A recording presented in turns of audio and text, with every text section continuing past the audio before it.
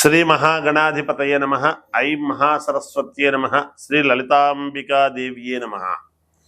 ఈ అమావాస్య అంటే వైశాఖ అమావాస్య అనేటువంటిది వస్తూ ఉన్నది. ఎప్పుడు 27వ తారీఖు మంగళవారము. సూర్యుడు ఉదయించినప్పుడు ఏ తిథి అయితే ఉందో అదే మనకు ప్రామాణికము అనేటువంటిది మనకు తెలుస్తూ ఉన్నది. అందువలన ఏమిటి దీని యొక్క ప్రాధాన్యత అంటే ఎన్నో రకాల ఉపయోగాలు ఉన్నాయి మన జీవితానికి. ఏమేమి ఉపయోగాలు ఉన్నాయో నేను చెబుతాను. వాటి వలన ఏమి పరిహారాలు చేసుకుంటే మీకు మేలవుతుందో సూక్ష్మముగా అతి తక్కువలో పరిహారాలు చేసుకుంటే మీకు మేలు జరుగుతుందో కూడా నేను తెలియజేస్తాను. అసలు ఈ మంగళవారము కృత్తికా నక్షత్రం అంటే కార్తికేయుడి యొక్క నక్షత్రముతో సంపూర్ణమవుతూ ఉన్నది. అంటే మనకు నక్షత్రేష్టి అని ఉంటుంది. మనకు 27 నక్షత్రాలు అశ్విని, భరణి, కృత్తిక, రోహిణి, మృగశిర, ఆర్ద్ర, పునర్వసు, పుష్యమి, ఆశ్లేష, మఖ, బుబ్బ, ఉత్తర, హస్త, చిత్త, స్వాతి, విశాఖ, అనురాధ, జ్యేష్ఠ, మూల, పూర్వాషాఢ, ఉత్తరాషాఢ, శ్రవణం, ధనిష్ట, శతభిషం, పూర్వాభాద్ర, ఉత్తరాభాద్ర, రేవతి. ఇలా 27 నక్షత్రాలలో మనకు నక్షత్రేష్టి అని పండితులకు ప్రారంభమయ్యేటువంటిది దేనితో అంటే కృత్తికా నక్షత్రముతో ప్రారంభమవుతున్నది. అగ్నిన్నః పాదకృత్తికాః నక్షత్రం దేవమింద్రియం అని ప్రారంభమవుతూ ఉన్నది. అంటే ప్రారంభము కృత్తికా నక్షత్రముతో అవుతుంది. కాబట్టి ఈ కృత్తికా నక్షత్రము కార్తికేయుడికి సంబంధించినది, పైగా మంగళవారము అనేటువంటిది మనము గ్రహించాలి. ఆ పైన మనకు మామూలుగా ఏమిటి అంటే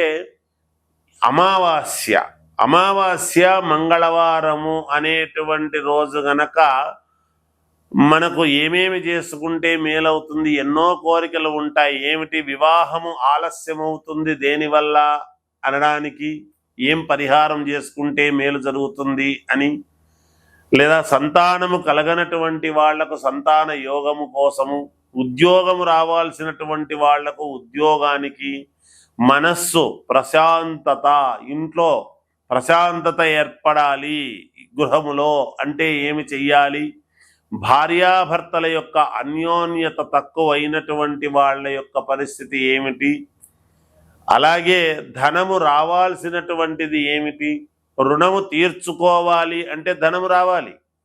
ఆ రుణము తీరాలంటేనే వస్తేనే కదా. అందువల్ల కుజుడి యొక్క ప్రభావము, ఆ కుజుడు మంగళకరుడు కాబట్టి, మంగళవారానికి అధిపతి కాబట్టి ఈ రోజు చాలా విశేషమైనటువంటి రోజు అనేటువంటిది తెలియజేస్తూ ఉన్నాను.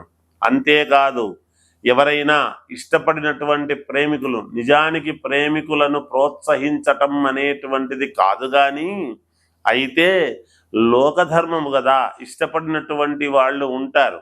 వాళ్లకు ఏదో చిన్న చిన్న పొరపక్షాలు వచ్చి నీవు నేను అని అనుకునేటువంటి వాళ్ళు దూరమైనటువంటి వాళ్లకు కానీ, ఇలా భూముల యొక్క తగాదాలు ఏదైనా ఉంటే కానీ, లేదా కోర్టుపరమైనటువంటి ఇబ్బందులు ఉంటే కానీ, లేదా ఇంకా ఏమిటంటే భూ క్రయ విక్రయాలు, మాకు ఈ భూమి అమ్ముడు పోవడము లేదు అనేటువంటి వాళ్ళు కానీ, లేదా మేము ఇల్లు కొనాలి, భూమి కొనాలి అని అనుకునేటువంటి వాళ్ళు కానీ, ఈరోజు మనస్సుతో, అందరికీ కూడా కావాల్సింది ఏమిటంటే చిత్తశుద్ధితో, మనస్సుతో, మనఃకారకుడైనటువంటి చంద్రుడికి ప్రాధాన్యత. ఎందుకు అంటే అక్కడ చంద్రుడు లేదు కదా, అమావాస్య కదా. మరి అమావాస్య రోజు చంద్రుడే లేనప్పుడు ఏమిటి అంటే అదే గొప్పతనం. అందుకనే తమిళనాడు వాళ్లకు మనకు ఉండేటువంటి తేడా ఏమిటంటే వాళ్ళు అమావాస్యను చాలా ప్రాధాన్యతగా తీసుకుంటారు. చంద్రుడి యొక్క అనుగ్రహము పరిపూర్ణముగా కలగడానికి ఈ అమావాస్య రోజు, మంగళవారం రోజు కుజుడి యొక్క అనుగ్రహము కలగటానికి మనకు మనస్సుతో ఏదైతే మన కోరికలు తీరాలి అని మనము చేసుకుంటామో అవి మైనస్సు ప్లస్ అవుతుంది. కాబట్టి మన మనస్సుతో అక్కడ చంద్రుడు పూర్ణముగా లేనటువంటి రోజు ఎప్పుడైతే మనము కోరికలు కోరుకుంటామో మరుసటి రోజు నుంచే పాడ్యం నుండి మళ్ళీ చంద్రుడు పూర్ణత్వం కావడానికి ప్రారంభమవుతుంది. ఈ రోజు విశేషముగా ఏ ఏ రాశి వాళ్ళు ఏమి చేసుకుంటే మీకు ఈ ఫలితాలు దక్కుతాయి అనేటువంటిది, నేను చెప్పినవన్నీ మీ కోరికలే.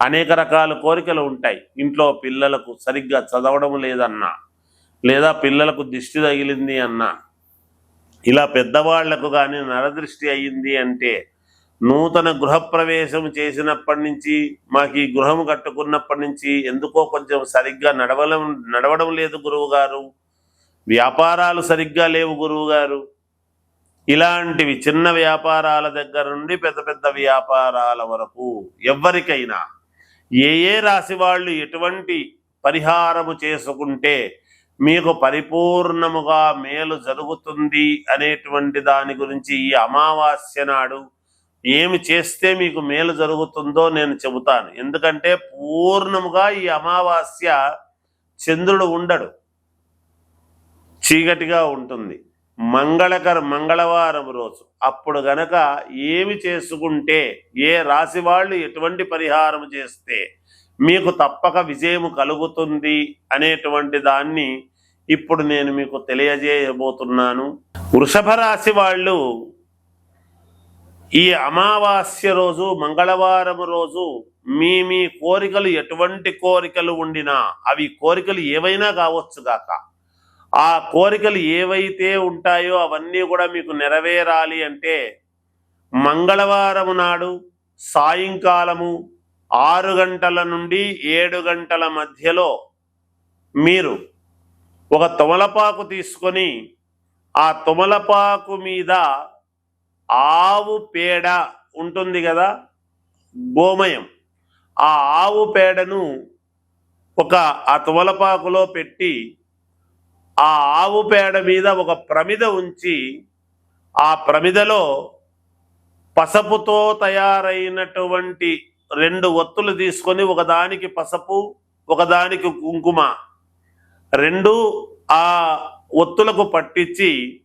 ఆ ఒత్తులు 2 కలిపి ఆ ప్రమిదలో పెట్టి ఆ ప్రమిదలో నెయ్యి పోసి నెయ్యితో దీపారాధన అనేటువంటిది చెయ్యండి. తప్పకుండా మీకు విజయము కలుగుతుంది. మీ కోరికలు ఆ దీపారాధన దగ్గర కూర్చొని మీరు వేడుకోండి. మీ ఇంటి దేవుణ్ణి, ఎవరెవరి ఇంటి దేవుడు వాళ్లకు ఉంటారు కదా, లేదా ఇష్టదైవాన్ని కానీ ఎవరినో ఒకరిని అనుకొని చేసుకోండి. తప్పకుండా మీకు విజయం లభిస్తుంది. జయోస్తు.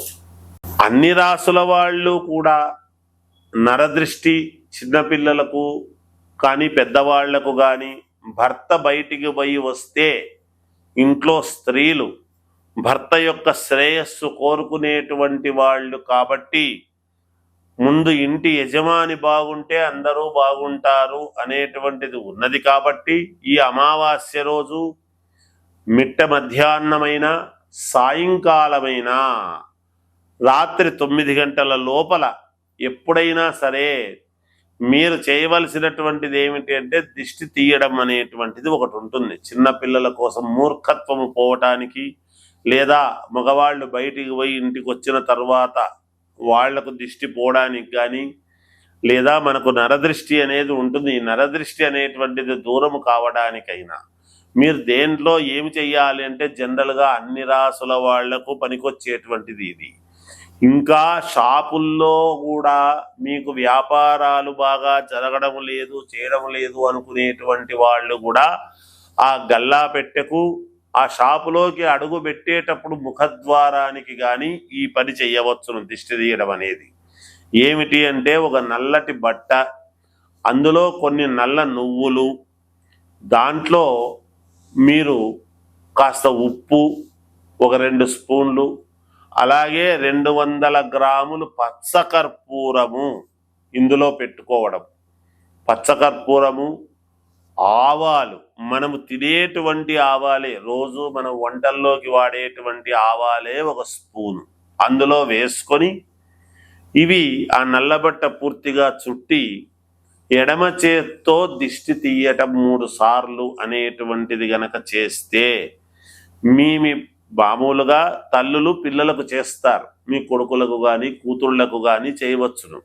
అయితే పెద్దవాళ్ళు ఎవరైనా ఇంట్లో ఉంటే వాళ్లకు మీ భర్తలకు చేయమనండి, అతని తల్లి కానీ అత్త కానీ ఉంటే.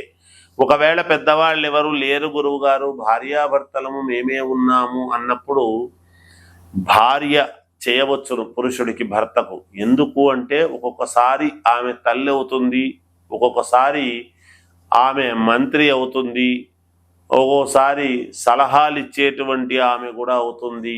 కాబట్టి మనకు చెప్పారు శాస్త్రంలో భోజ్యేషు మాత అని. అందుకని భర్త శ్రేయస్సు కోరుకునేటువంటిది కాబట్టి ఆమె ఎడమ చేత్తో తీసి పడేసి చేతులు శుభ్రముగా కడుక్కొని లోపలికి రావచ్చును. లేదా లోపలే చేస్తే కూడా లోపలికి వెళ్ళిన తర్వాత చేతులు కడుక్కుంటే చాలు, ఆమె అంతకంటే ఏమి లేదు, ఆమెకి ఏమీ అంటదుగాక.